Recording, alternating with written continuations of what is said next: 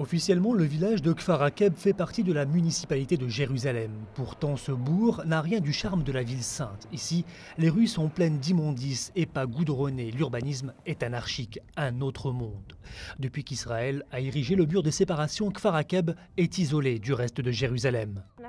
Nous vivons dans une prison, nous sommes des prisonniers. Lorsque nous voulons traverser de l'autre côté, on nous cause des problèmes au barrage. Le mur a changé nos vies. 90% de notre vie a changé.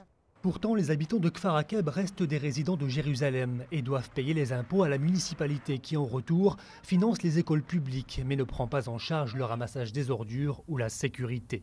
La sécurité n'est pas non plus assurée par l'autorité palestinienne de Cisjordanie. Quand on laisse les gens sans sécurité, sans stabilité et sans loi, ils partent ailleurs. C'est ce qu'on appelle le transfert. Israël a conquis Jérusalem-Est durant la guerre de 1967 et l'a annexée en 1981. Même si la communauté internationale ne reconnaît pas ce fait accompli, les habitants de ce village sont convaincus qu'Israël veut les séparer de Jérusalem-Est. Pour l'association israélienne des droits civils, Israël se débarrasse de toute responsabilité sur ces quartiers sans pour autant la confier à l'autorité palestinienne. Israël a une obligation légale envers ces gens et le fait de s'être unilatéralement désengagé de ses obligations envers ses habitants en fait un cas grave.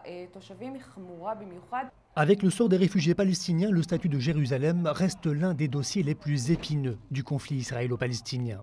Le sort des habitants de Kfar Akeb risque de rester au point mort, tout comme le processus de paix entre les deux peuples.